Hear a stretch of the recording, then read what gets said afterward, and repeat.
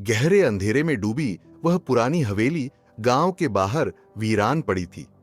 कोई भी उस हवेली के करीब जाने की हिम्मत नहीं करता था। कहा जाता था कि वहां रात के समय अजीबोगरीब आवाजें आती थीं, कोई कुछ बड़बड़ाता था और कभी-कभी खिड़कियों पर परछाइयां भी दिखती थी। गांव में रहने वाला एक युवा पत्रकार अजय इस रहस्य को सुलझाने के लिए बहुत उत्सुक था। उसने अपने दोस्त रोहित को साथ लेकर उस हवेली के बारे में जानने का निर्णय लिया। दोनों एक रात अपने कैमरे और टॉर्च लेकर हवेली के अंदर पहुंचे। हवेली के अंदर घुसते ही धूल और जाले उनके स्वागत में थे। लकड़ी के फर्श की चरमराहट और हवा में एक अजीब सी गंध थी। कमरों को टटोलते हुए अजय को एक पुरानी धूल से सनी हुई डायरी मिली। वह डायरी एक महिला की थी जिसका नाम था राधा। डायरी के पन्ने पलटते ही अजय और रोहित को पता चला कि यह हवेली एक समय बेहद खुशहाल हुआ करती थी, लेकिन राधा की एक दर्दनाक कहानी इसके अतीत में दबी थी। राधा एक युवा और खुश मिजाज लड़की थी जो इस हवेली में अपने माता पिता के साथ रहती थी।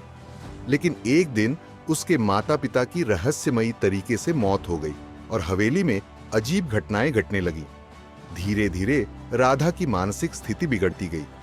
गांव के लोग कहते थे कि वह किसी से बातें करती थी जो उन्हें दिखाई नहीं देता था।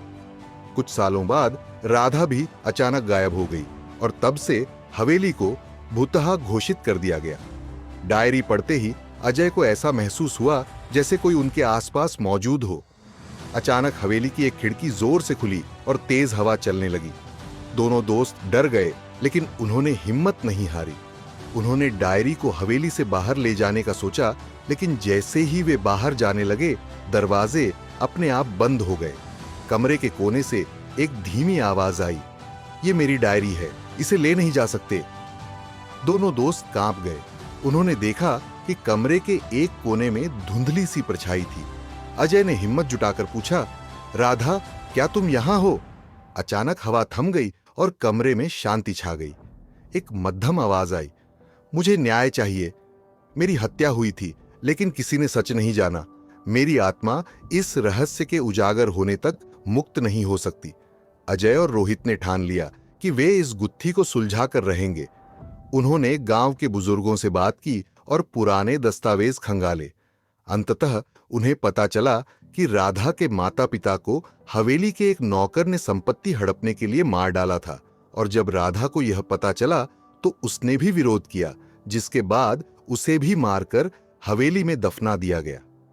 अजय ने पुलिस को सूचित किया और जब खुदाई की गई तो हवेली के तहखाने में राधा के कंकाल मिले। सत्य सामने आते ही हवेली में होने वाली अजीब घटनाएं रुक गईं। अब हवेली शांत थी, जैसे किसी की आत्मा को मुक्ति मिल गई हो। अजय ने वह डायरी संभाल कर रखी ताकि राधा की कहानी हमेशा याद रखी जाए। वह जानता था कि यह सिर्फ एक भूतिया कहानी नहीं थी, बल्कि न्याय और सच की जीत थी।